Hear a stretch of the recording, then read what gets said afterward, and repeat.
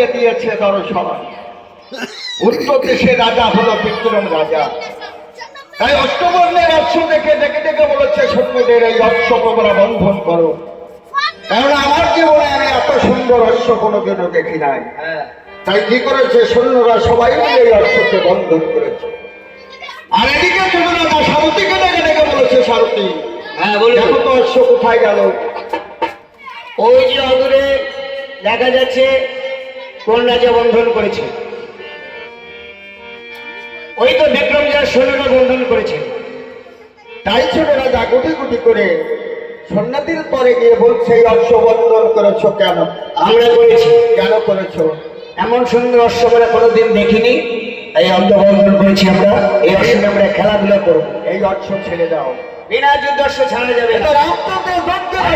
যার যুগে হোক না কেন ছাড়বে না। অশ্ব বন্ধন করেছি, বিনা যুদ্ধ অশ্ব ছাড়বো না। আচ্ছা তাহলে দেখাও প্রিয়ের পরিচয়। শত্রুগণ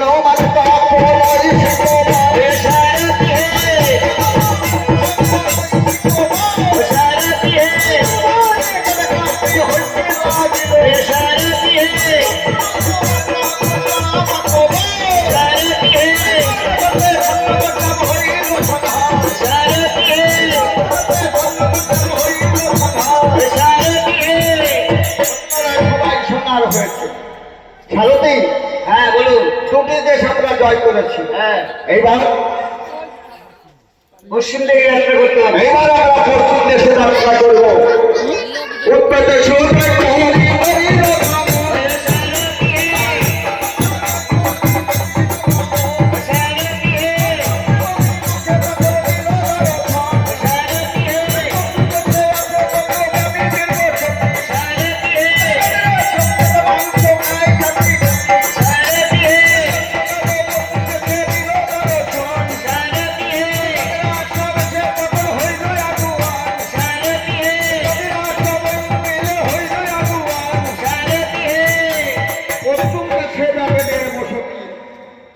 বেদেরাই অষ্টবর্ণের অশ্ব দেখে বলছি আমরা একটা খানে কাচিস পেয়েছি।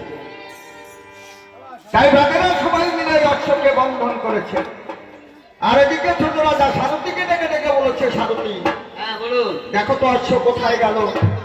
ওই যে আদুরে মনে হয় বেদেরা বন্ধন করেছে। তাই ছোট রাজা গুটি গুটি করে বেদিটির পরে গিয়ে বলছে এই অশ্ব বন্ধন করেছো কেন? আমরা বন্ধন করেছি। কেন করেছো? এমন সুন্দর অশ্ব আমরা কোনোদিন দেখিনি, এই অশ্ব বন্ধন করেছি। এই মাংস আমরা পুরি জুড়ে খাবো। মাংস পুড়িয়ে ধরিয়ে খাবো? হ্যাঁ, এ তো রামচন্দ্রের যজ্ঞের অশ্ব। যার যোগ্য হোক না কেন এই অশ্ব ছেড়ে দাও। আমরা অশ্ব পুরি জুড়ে খাবো, মাংস খাবো। তবু ছাড়বে না? না, প্রয়োজন হয় যুদ্ধ করবো। শত্রুগণ মানে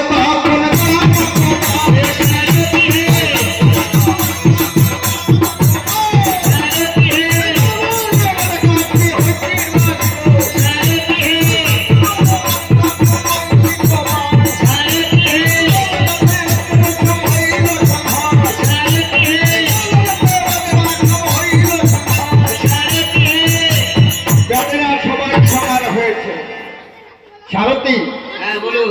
একে একে তিনটি দেশ জয় করেছি। আর ওই দক্ষিণ দেশে কোনো বীর নাই। তাই দক্ষিণ দেশে আমাদের যাওয়ার কোনো প্রয়োজন নাই, কেননা দক্ষিণ দেশ বীর শূন্য দেশ। আমাদের দক্ষিণ দেশেও যেতে হবে। বড় রাজার আদেশ, চতুর্দেশ জয় করে ফিরে যেতে হবে। আচ্ছা, না পরেও তো বীর জন্মাতে পারে, তাই আমাদের দক্ষিণ দেশে যেতে হবে। তাই বাল্মীক মুনি চিত্রকূট পর্বত হতে মনে মনে ভাবছে আমি ৭০০ বছর আগে রামায়ণ রচনা করেছি। ওই দক্ষিণ দেশে বাল্মীক মুনি তপবনে পিতা পুত্রের যুদ্ধ এবং রাম সীতার মিলন এই লেখা যাবার ব্যক্ত হয়ে যায়। অহংকারে লিখলেন পত্র, লিখলেন রঘুপতি, এই অশ্ব দেবা দিবে তার মাথায় সতী। আমি যাব সেই জলৌদক্ষিণী সীতার পরে কিঞ্চিত ভিক্ষার জন্য। আর ভিক্ষা করে আমি বুঝিয়ে দেব দক্ষিণ দেশে বীর আছে কিনা। তাই বাল্মীক মুনি চোখের নিমিষে করেছে গমন অযোধ্যার সেই তপবনে গিয়ে জনও দুঃখিনীর পণ্য কুঠিরে দিয়েছে দর্শন, পণ্য কুঠিরে দর্শন দিয়ে ডাকছে ওমা, ওমা জনও দুঃখিনী সীতা। জনও দুঃখিনী সীতা দুয়ারে এসে দেখতে পায় মণি দ্বারে। তাই মণি কেঁদে কেঁদে বলেছে, ওগো মণি, কি হেতু অবমনে অদিনের ভবনে? তাই বাল্মিক মুনি বলছে, ওমা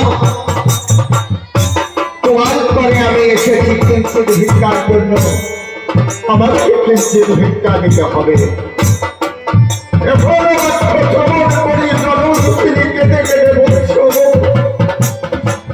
মণি, ওরা মনে মনে থাকি বড় ফলকে জীবন পালন করি, আমার তো ভিক্ষা দেবার মতো কিছু নাই, আমি কি ভিক্ষা দেব ওগো মণি?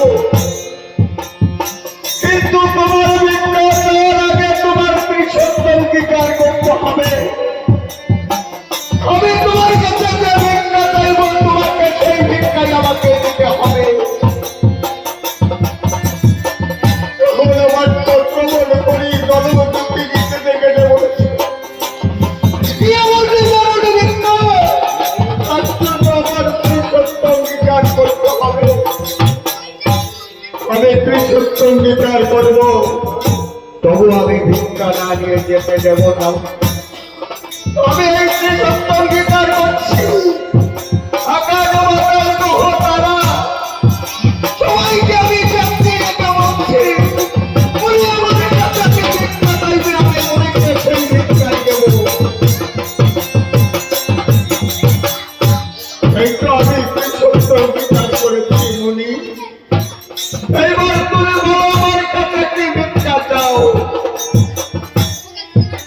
বাল্মীক মুনি তর্ক করে বলেছে, আমার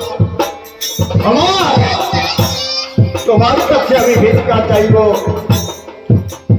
তোমার কাছে আমি ভিক্ষা চাই। তোমার এই লক্ষ্মীকে আমাকে 1 সপ্তাহ মধ্যে ভিক্ষা দিতে হবে। এখন আমার কত মনে করি জনমুখী লিখে দেখে বলছি, আমি আমার লক্ষ্মীকে ভিক্ষা দিয়ে আমি আমার ঘরে কেমন করে থাকবো? আমার যখন দুঃখে দুঃখে মুখ হয়ে যায়।